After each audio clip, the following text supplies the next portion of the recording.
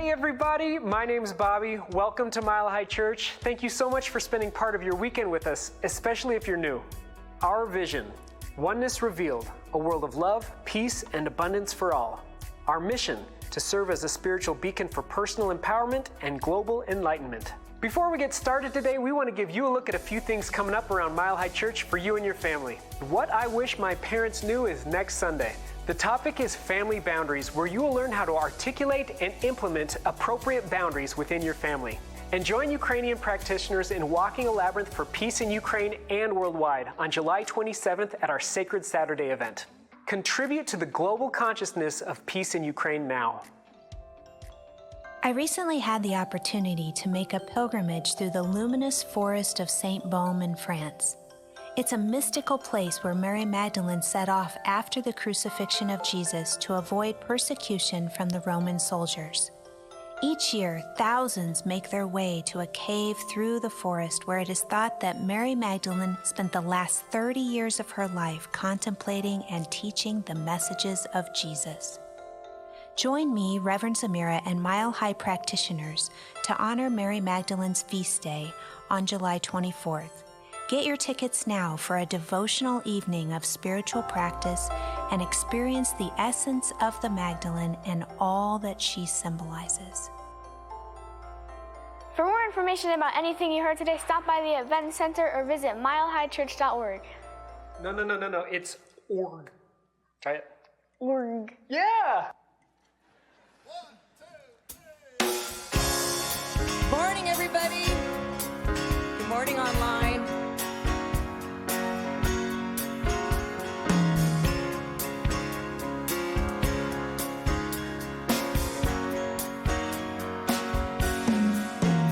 It's a power that moves like the mighty seas, a peace that brings wars to cease. It's the voice that calls us into being. Can you hear it?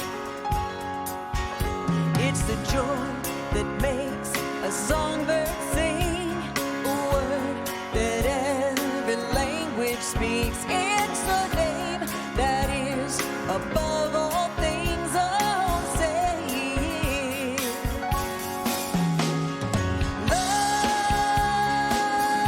Love is everything. It can't hide, be pushed aside, or be unseen. Love is everything. Love is everything. It's the one alone, unafraid to stand. Strangers marching hand in hand. Feels like thunder rolling across the land. It's you and me. Yeah, love is everything. It can't hide, be pushed aside, or be unseen. Love is everything. Love is everything. Love is everything.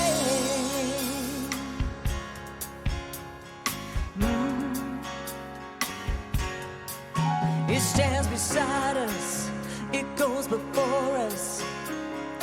Love is everything. It moves around us, it restores us. Love is everything.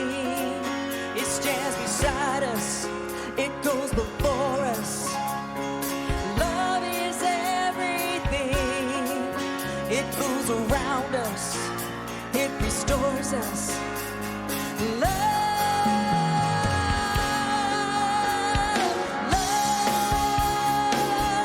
Love is everything. It can't hide, be pushed aside, or be unseen. Love is everything. Love is everything. Let your heart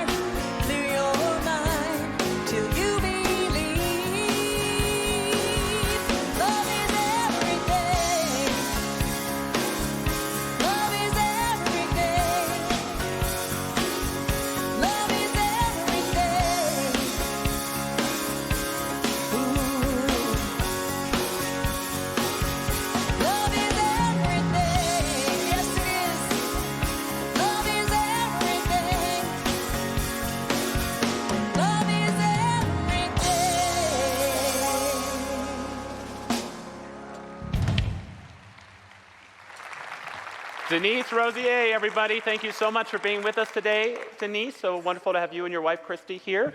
We used to work together in Southern California, so it's always a treat for me to get to work with you. Thanks to Mile High Band.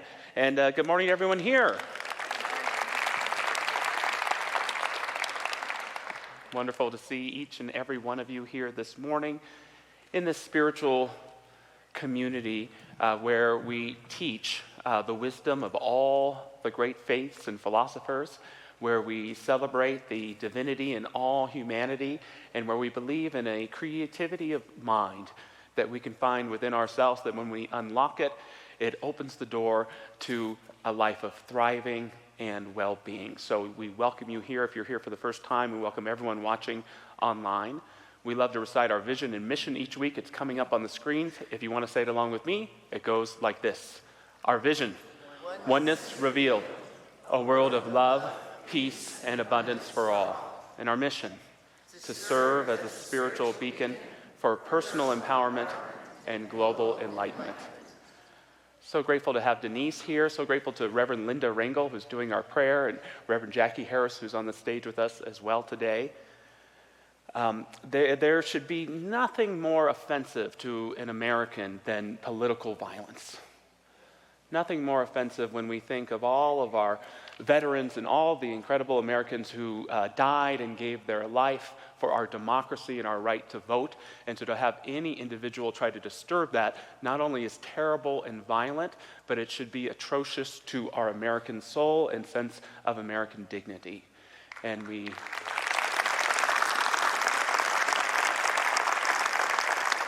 all share grief in the attempted assassination of former president and presidential candidate Donald Trump yesterday.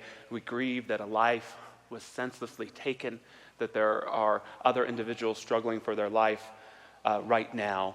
And as terrible as it is, it's just as terrible to say that in many ways it wasn't shocking. In some ways it wasn't shocking that violence can happen with a gun, but it also often starts in our consciousness and with our language. And I hope that this is an opportunity for everyone in our country to recognize that you can vehemently disagree with someone and hold their wholeness and dignity as a human being. And this is what this church teaches. There's a reason to be in this sanctuary today. There's a reason to be watching online. It's that we recognize we're not afraid of conflict or disagreement. We have people with all sorts of different views here, but we believe in the ingrained wholeness of each one of us, and we hold that optimism, as difficult as it can be, of a union and a wholeness, not just for Americans, but for all people. So I'm so glad you're here today. Honor those who feel that lack of stability based upon that collective wound that was hit in that tragic event yesterday. So let's keep that in mind and consciousness, that wholeness, as we move into our time of seeing surely the presence, having some silence, and experiencing a beautiful prayer.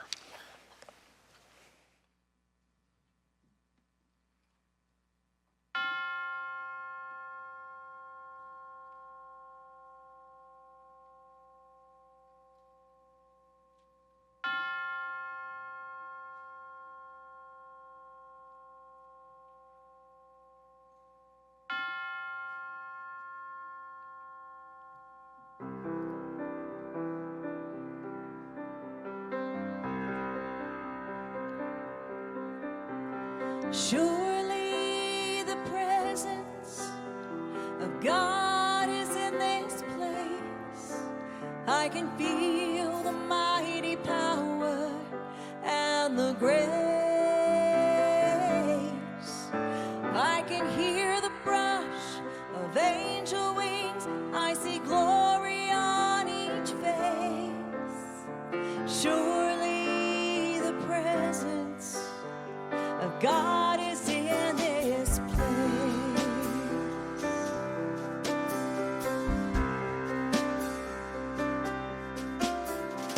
Surely the presence of God is in this place. I can feel the mighty power and the grace. I can hear the brush of angel wings. I see glory on each face. Surely the presence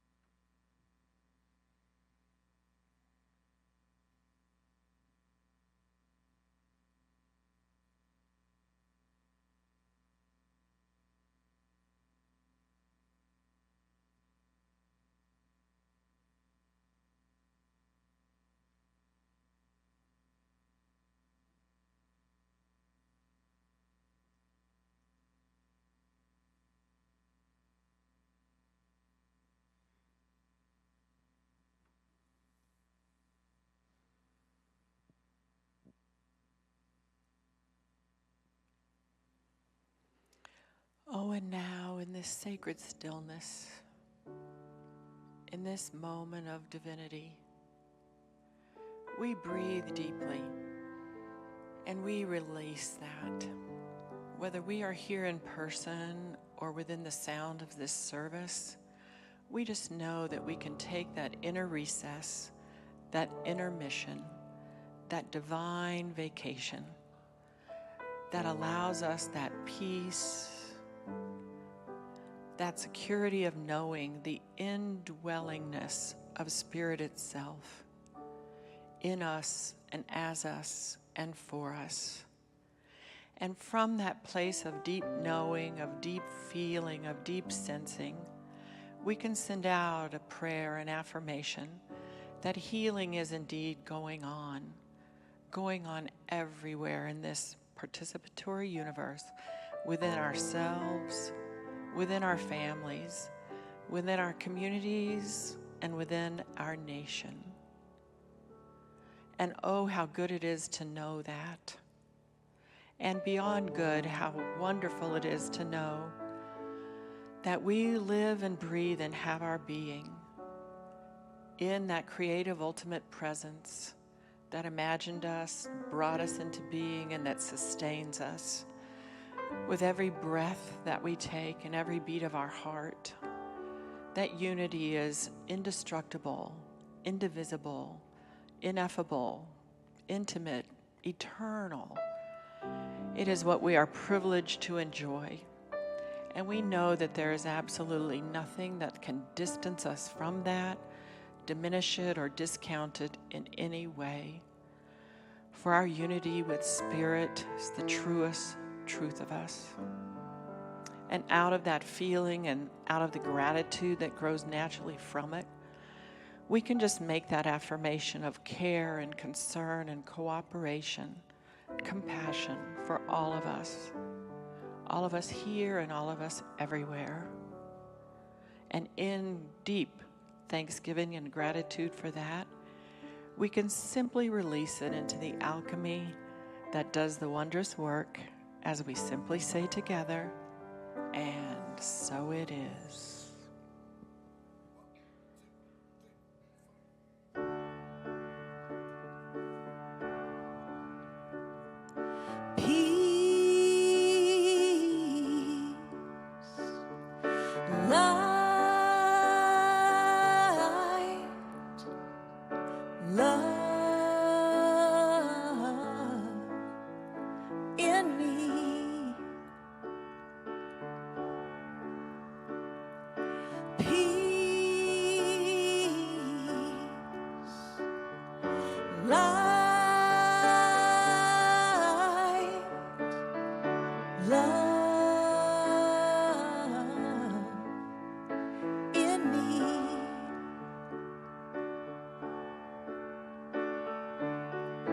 Here in the stillness of this quiet hour,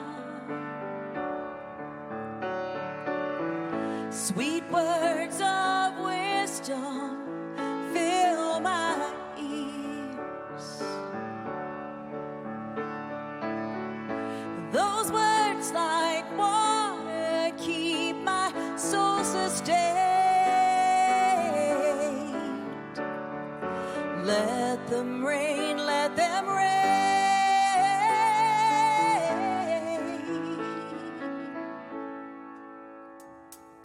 Peace, light, love in me.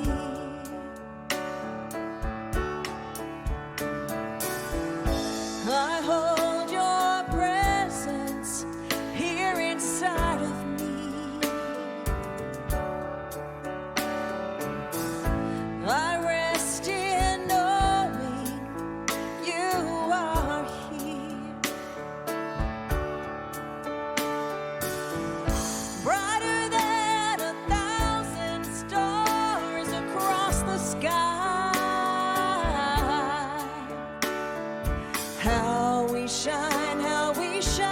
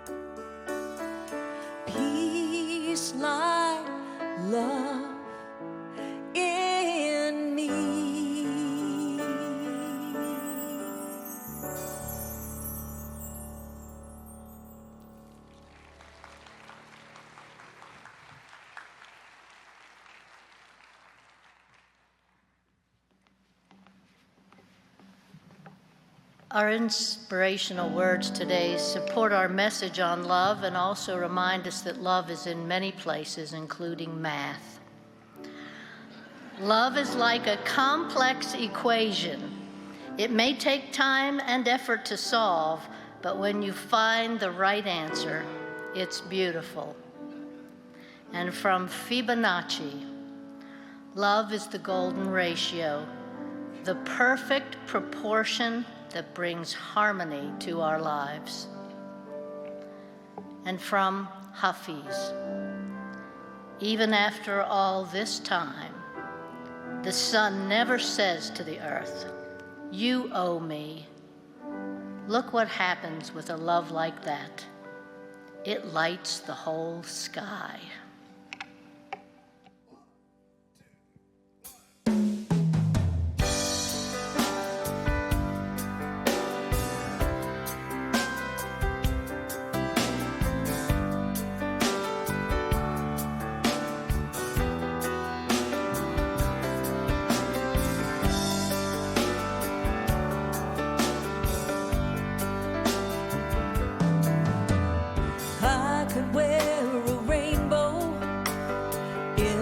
Of June, put a quote on my car window about the good I want to do. I could buy a poster praising everybody's work and take a picture by a waterfall and prove I care about the earth to show I know what love means. That's who I could be. What love needs is my voice speaking from my truth. What love needs is showing up, knowing what is mine to do. What love needs are hands and feet. What love needs is me. I could circle holy places to visit when I can, pin a ribbon on my overcoat, raise another flag. I could cheer the loudest for someone else's work and tell the youth to go forward and heal the world of hurt, to show I know how love moves. That's what I could do. What love needs is my voice speaking from my truth.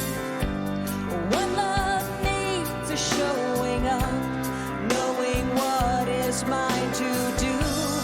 What love needs are hands and feet. What love needs is me. We'll never find a brighter light than the one shining as our lives. When one of us stands, we all rise.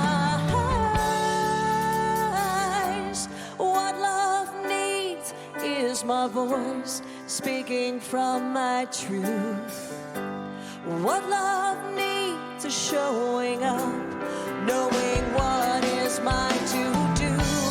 What love needs are hands and feet. What love needs is, what love needs is, what love needs is me. What love needs is me. What love needs is me.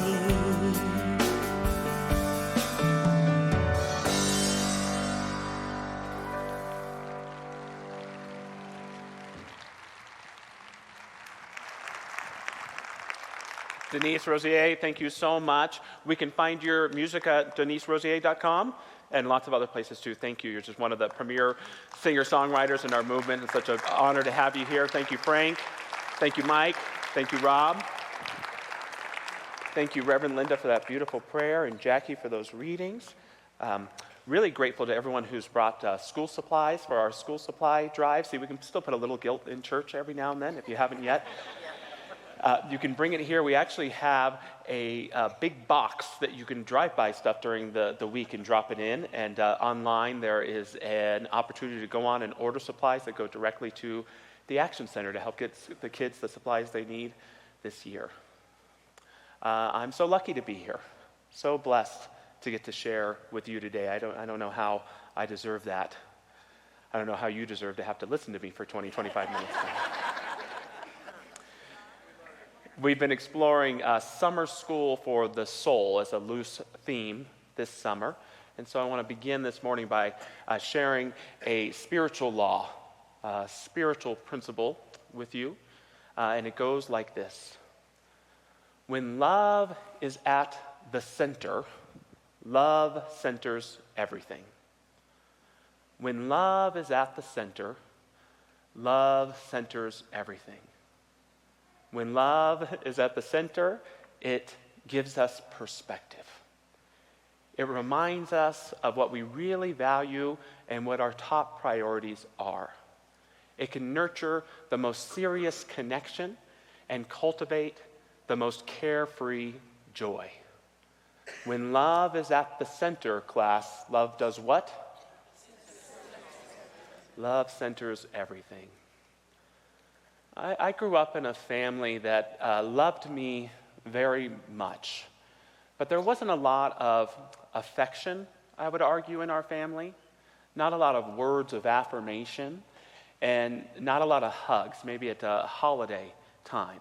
And this wasn't my family's problem. I was a part of this dysfunction and this problem too. And this was so difficult that even into my late 20s, if you were to ask me what my greatest fear was, it was honestly saying I love you to a family member.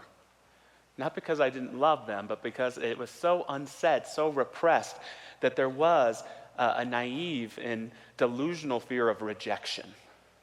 There was also a fear that it had been held onto so long that to say I love you would be to break down emotionally. I didn't feel I had the strength enough to do it.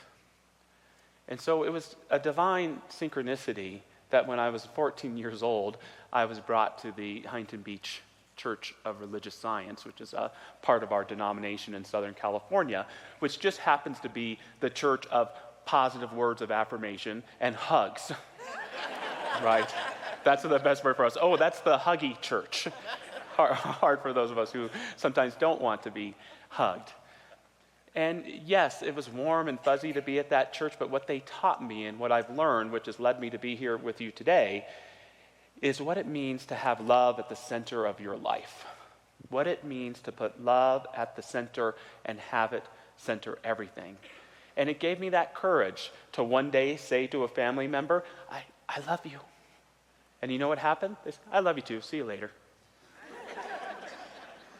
Now we say it all the time. It's very easy to put love at the center. But I can tell you honestly, there's still this part of me, inner child, disassociated self, whatever you want to call it, that is unsure of love and is apprehensive about sharing love. And I've tried to fix him. I've tried to rebuke him. I've tried to criticize him. I've tried to integrate him. But ultimately, I've learned over time there's only one thing to do, and that is to love him. The most transformational thing you can do in your everyday life is to put love at the center of how you care and act and treat yourself. To love yourself. You know how you are. You know how you respond sometimes with that criticism, that judgment, that unwillingness to give yourself compassion for something you wouldn't hesitate to give someone else compassion for. Get love back at the center, and what you'll find is that you live your life better, that you re-embrace your wholeness, and that you live with your true dignity. I love how the great Ram Dass put it. He said, when we are kind and forgiving toward ourselves, we are more relaxed and happy and better able to be loving toward others. We have a couple that were here at the 8 a.m. service, Keith and Michelle. And Keith is this incredible human being. Michelle is as well. But Keith has a health challenge that has affected his memory. And so at times this is certainly frustrating for him. At times it's frustrating for his wife, Michelle. And over, what Keith doesn't forget is a little mantra he taught me. And the mantra goes like this: Keith, be kind to Keith. Keith, be kind to Keith.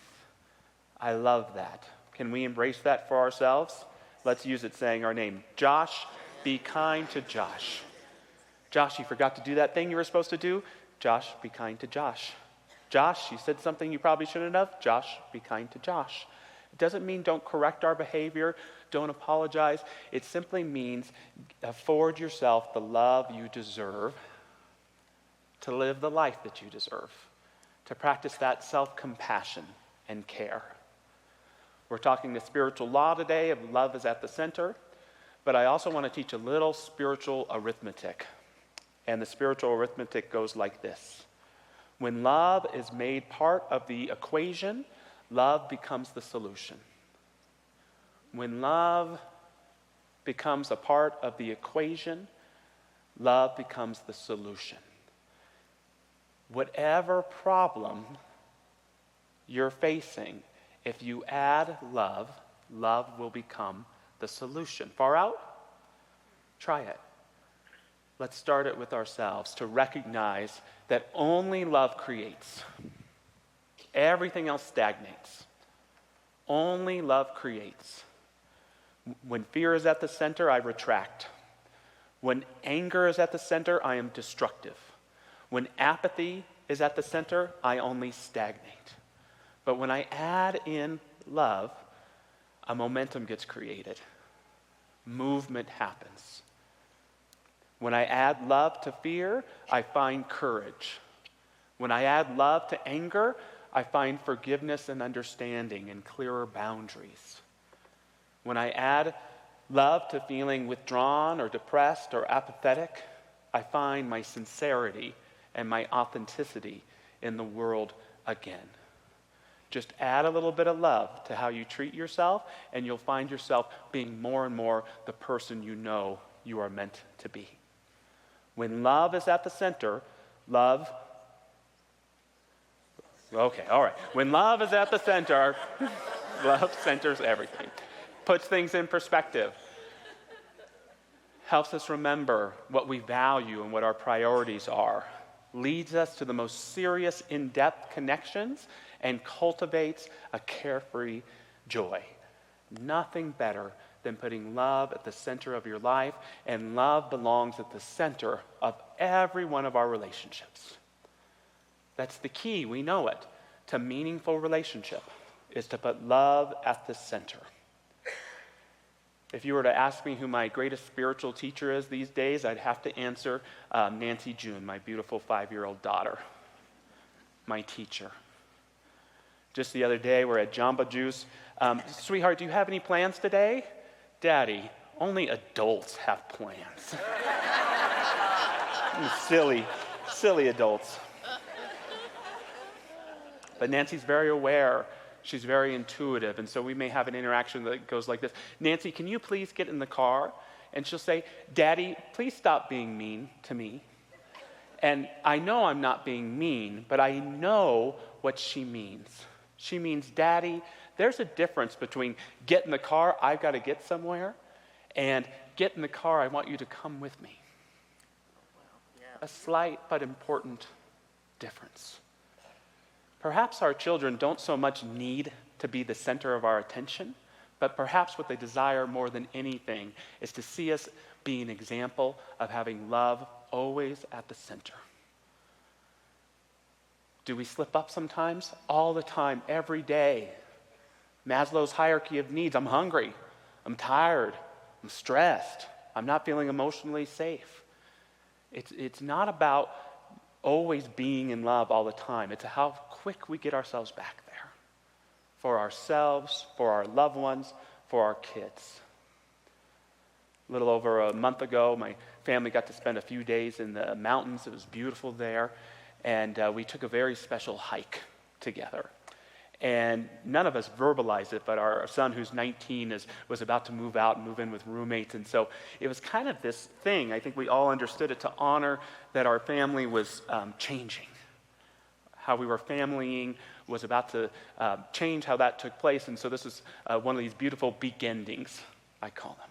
An ending and a beginning mixed together. And it was a beautiful hike. 2.5 miles. Little Nancy was as strong as could be. It wasn't an easy hike. There was lots of mud and fallen trees we had to crawl under or climb over, and our son was leading the way, and we would have what I would call good family pace. And have you ever found that in your marriage or relationship, that as much as you fight, you really just fight about one thing over and over again? Have you ever thought about that? Ours is pacing. My wife likes to go slow. She likes to be like a turtle. I'm like a hare or a gorilla. I like to go super fast. Her ideal first morning of vacation is sleeping in. Mine is waking up as soon as I can to take a 7-mile run and to see all the stuff in the city that I want to do that day. So I can produce some tension. But we had great family pacing. My wife might say differently. And then we get to this beautiful lake, and we have this picnic lunch, and it's a soul-capturing moment. It's one of those eternal moments that your soul takes a picture of, and you know at some level in space and time and all of spirit, this moment will always exist, where we shared in communion and joy and laughter and enjoyed our sandwiches. And then the way back happened. About 50 yards in, my daughter started complaining. She realized she did not want to hike anymore. This got mom and dad grumpy, and so we started at each other. Our son pleads with us, please stop fighting, which only pours gasoline on the fire, because now that we are fighting, there's a few things I want to get off my chest, and for her too. And so, way up, beautiful and lovely, way back, and you feel disappointed when something like that happens. You can almost become alarmist. Is everything falling apart? What happened? It's so easy to catch ourselves when love isn't at the center. Now, sometimes we say things that we need to clear up. Sometimes we need to talk about negative things that happen to make them better. Sometimes we just need to quiet down and get back to love. At some point, that memory of that day will have to do with emphasis. Who cares about the way back? It was all about when we all had love at the center. And that's what I would say for you and in your lives. Is love at the center of your relationships? And you do realize there's a big difference between loving the people you love and having love at the center of your relationship. Aeneas Nin said, "Love never dies a natural death. It dies because we don't know how to replenish its source. It dies of blindness and errors and betrayals. It dies of illness and wounds. It dies of weariness, of witherings, of tarnishings." It's so easy, unfortunately, to catch ourselves in the role not of love but of victim in some of our relationships. And the role not of love but of prosecutor in our relationships. It's so easy to have blame or fear or apprehension at the center of our relationships, even and perhaps even especially with the people we love the most. But there's a simple spiritual arithmetic that can help us.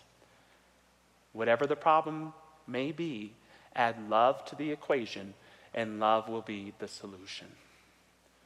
Jesus, the master teacher, loves everybody. Thank you, Jesus. Sounds good. I'll do the best I can.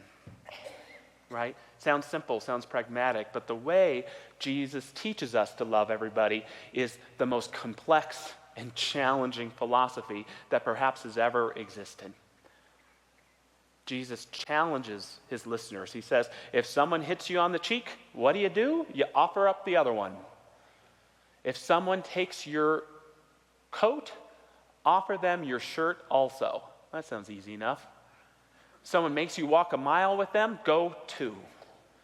And, praying and meditating on this for years, I struggle with it because I'm a believer in good, firm boundaries. Please don't hit me. Right? And yet, I think the power of Jesus' teaching is to say, always keep love at the center. So that when someone steals from you, you can say, even though you've stolen from me, I will always love you. If someone hurts you, you can say, you have hurt me, but nothing you can do can make me not love you. You can draw me off my plans and make me walk a mile with you, and I will still love you. That's the power of that teaching. And when we get to understanding, then we can build those boundaries up again that protect ourselves, the people we love, and perhaps even the perpetrator who's doing something. But it all starts with that willingness to put love at the center. In your interactions with loved ones, especially this week, how can you add love? How can you add love? Maybe it's buying a book your partner might admire even though it's not their birthday. Maybe before you take your teen's car keys, you tell them how proud you are of them. Maybe before having a challenging conversation where you want to share some criticism, you couch it with some praise and some acknowledgement to what the person you're in relationship with means to you. It doesn't have to be a ton of love. You don't have to go way overboard with it. Just a little bit. And when people you love realize that love is at the center, it's easier for them to put love at the center too. When love is at the center, love centers everything. Puts things in perspective. Reminds you of what you really value and what your true priorities were. Nurtures the most serious connections and cultivates the most carefree joy. Put love at the center of how you treat yourself. Put love at the center of your relationships. And put love at the center of your work, your labor, your everyday activity. Boredom is not a true experience of life. It's a sign of defective experience. It's that recognition that you have yet to use love as that motivator, that grand creator in your life. Even if you go to work and you manage all sorts of people, we often think ourselves, how do I get these people to do and produce results for my company? But what if we said, what if my job is to help build confidence in those people for themselves so they can do great things for my company and beyond?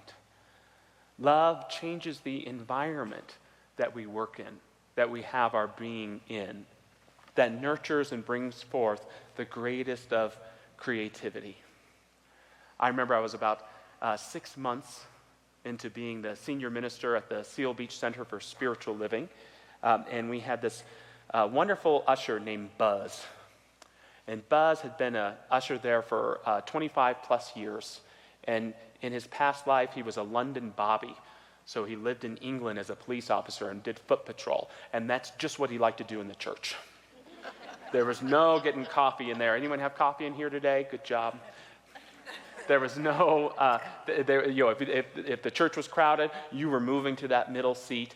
And, when the kids were gathering in the back to come up and share what they were going to share before the peace song, Buzz was there shushing those children who should be seen and not heard. And so this was becoming more and more of a problem, wanting to create a welcoming, friendly environment. And so I had to pray long and hard about what to do with Buzz. How do you let someone go who's been serving as a volunteer for over 25 years? And out of a lot of prayer and perhaps necessity, because I didn't want to do anything else, we decided we would give him an award. So we got up at church that day and brought Buzz up and honored his incredible service of over 25 years, his commitment, his dedication, and this is where we maybe stretched a little bit, his immense kindness. We honored how friendly he was. And this did something for Buzz. He just lit up. And it was a wonderful day. And after that, you still couldn't get coffee in, but he did it with a smile. And you probably moved your seat, but he did it with some love. And nearing the end of my sermon, when I usually would start to hear those kids laughing, I would hear the laugh of an old man with them as well. Buzz died a couple months later suddenly, and I'll always give thanks for what he taught me. Sometimes just a little bit of love can change an environment that nurtures ourselves and others to become their best. Thich Nhat Hanh, the great Buddhist monk and teacher, he put it in a beautiful piece he called "Don't Blame the Lettuce." It goes like this. When you plant lettuce, if it does not grow well, you don't blame the lettuce. You look for reasons it is not doing well. It may need fertilizer or more water or less sun. You never blame the lettuce. Yet if we have problems with our friends or family, we blame the other person. But if we know how to take care of them, they will grow well, like the lettuce. Blaming has no positive effect at all, nor does trying to persuade using reason and argument. That is my experience. No blame, no reasoning, no argument, just understanding. If you understand and you show that you understand, you can love, and the situation will change. The production team encouraged me to put "let us pray" right here at that part, but it's not that time now.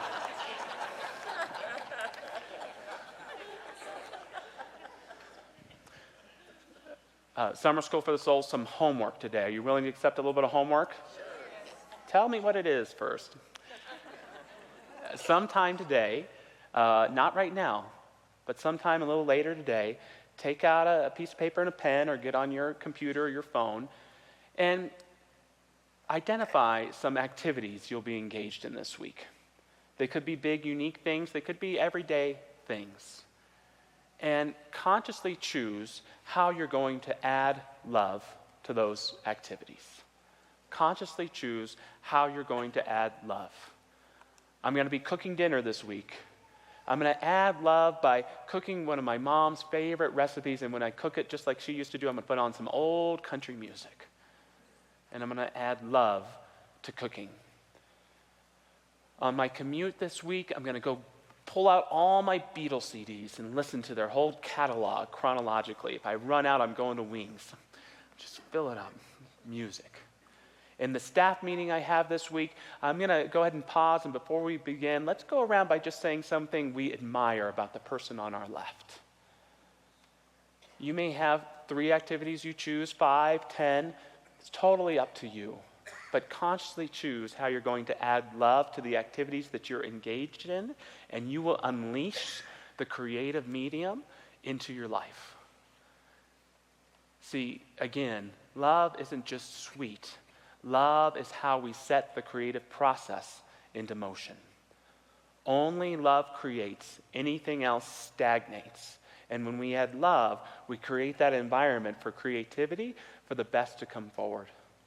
If you keep doing that, week after week, identifying those activities and consciously bringing love to them, you'll start unconsciously or subjectively doing it in everything that you do. Here's this opportunity when I see the grocery teller to acknowledge how kind they are to others. Here's this opportunity when having my morning coffee to give thanks for being alive. Here's this opportunity when I'm going to go have lunch with a friend to buy them a book or write them a note that lets them know the affection that I have for them. This begins to come automatically, and what that means is you are unlocking that mechanism of love to bring your life not just forward, but to where in your heart you want it to be and to where you want to go. To close with some words on love from our founder, Ernest Holmes, and then let us pray. He shares, "Love is the grandest healing and drawing power on earth. It is the very reason for our being, and that explains why it is that people should have something or someone to love. The life that is not loved has not lived. It is still dead. Love is the sole impulse for creation, and the one who does not have love as the greatest incentive in their life has never developed the real creative instinct. No one can swing out into the universal without love, for the whole universe is based upon it." So just inviting any of our prayer practitioners who wish to stand and join me, and please know these individuals, for those of us who are feeling a lack of stability today because of events in the country or in our life, these folks are here to affirm a divine truth about your being, about your loved ones' being, about your country, about your world. And so I just invite us to ask ourselves today, where am I most called to put love at the center in my life? Could be in a relationship with a particular person. It could be in a time of day when we are most challenged to support ourselves. It may be in a work project or in a trip we're about to take. Where am I called to put love at the center of my life? And as we do this consciously, with awareness, the power of love reveals itself and begins to rub off. It begins to come forward. It begins to grow and be nurtured and create such a momentum in every aspect of our lives that we couldn't believe we missed it before. We begin to see that that love was there all along, calling us forward to find that courage in our own thought and in our own heart to bring forth the beauty, that truth, the spiritual power that each of us is created with, and therefore we are creative with. I know that the byproduct of putting love at the center is that it centers everything, and that it results in healing, in forgiveness, in self-compassion, in prosperity, and in well-being, and in reconnecting anything that may have the illusion of being disconnected, because we know the truth is that love never lets go. Holding everything without touching anything, it inspires us to be the best who we are, to live the best life we can, and to be an inspiration for others to do the same. We give thanks for it. It's birthing and it's bringing forth from our heart into our everyday life, and we let it be. And so it is. Amen. What love needs is my voice speaking from my truth. What love needs is showing up, knowing what is mine to do. What love needs are hands and feet. What love needs is me.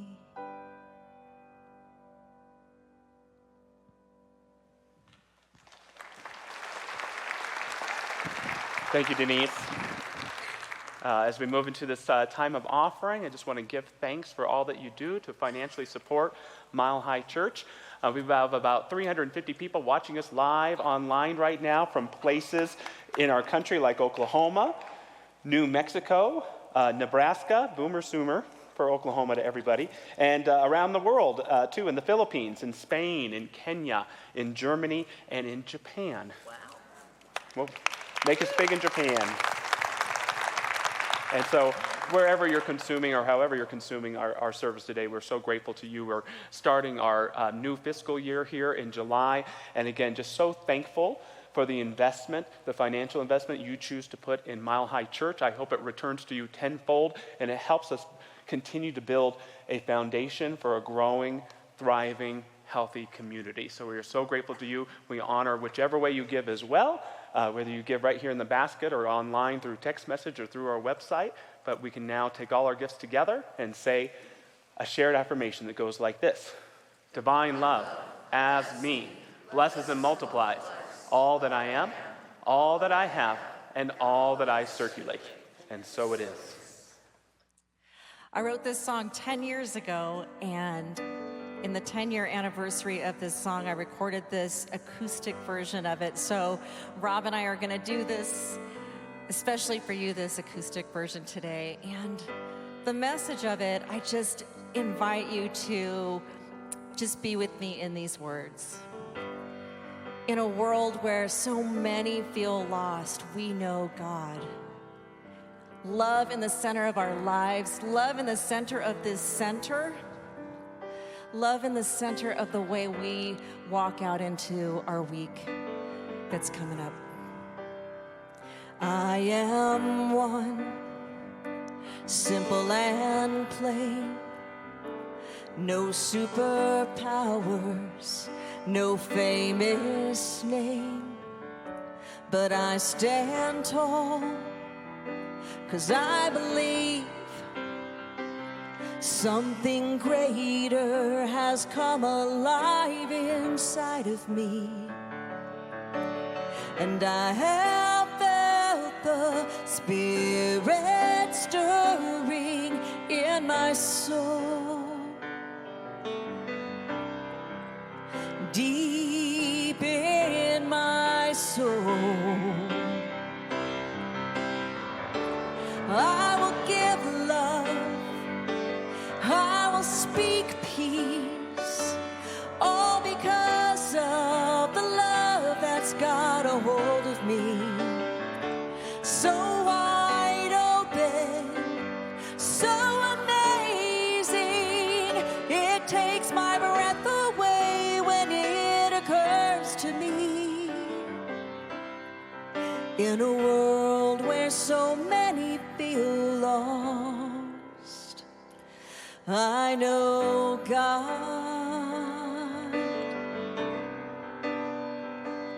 I am one, but I'm not alone. When I'm with you, I am home. Side by side, we find the truth. When the Spirit in me meets the same in you, and I have felt the fire burning in my soul. Deep in my soul, I will give love, I will speak peace, all because of the love that's got a hold of me. So wide open, so amazing, it takes my breath away when it occurs to me. In a world where so many feel lost, I know God.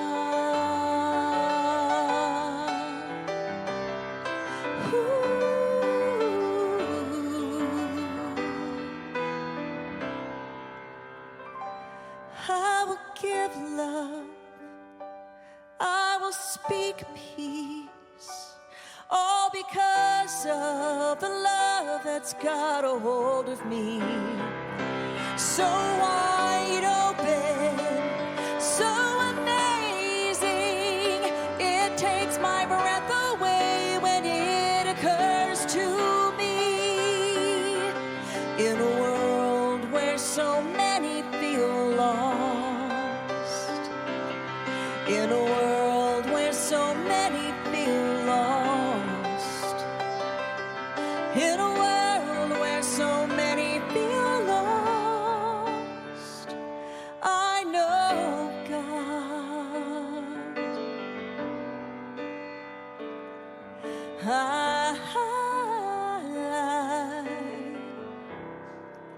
I know God.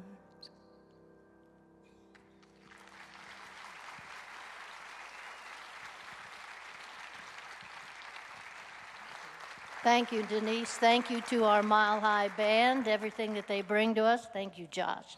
We now know all about love, in case we didn't. So thank you. Yeah, give him a hand.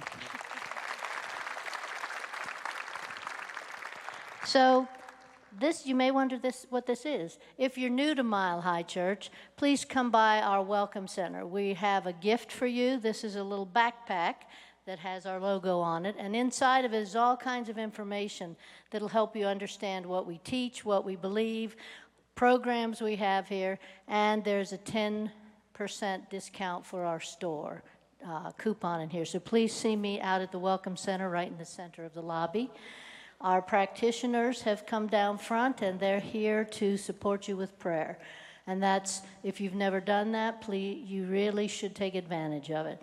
If you want more of your happiness or you need some change in your feeling, they're here for you. And for those of you online, you can reach our prayer practitioners by going online and doing a prayer request. And finally, you can do the same thing to get more information if you're new to us online. Thank you so much, Jackie. Don't forget that school supply drive, and we had some great classes, including Jackie's Altars of the World that started this past week that you can still join. Reverend Linda, tell us about Healing Light Service, when it is and what it's about. I'd love to. It's today, July 14th. So we not only have the beautiful candlelit Healing Light Service at 5 o'clock with the labyrinth open and oneness blessings also available. But at 4 o'clock, we have the in-person support group. So whatever might be on your mind and heart, physical, emotional, mental, relational, spiritual, any of those things you touched on today, feel free to come to that in-person support group at 4 o'clock. Thank you, Linda. With that, invite you to stand as we say a benediction, and we close with a different song we're trying this month. But if you'd like, repeat after me. Something wonderful is happening to me right now. It is this thing called life. Life is in my mind, body, and all that I do. I give thanks for it, and I accept it. Just the way that it is, and just the way that it is not. Thank you, life.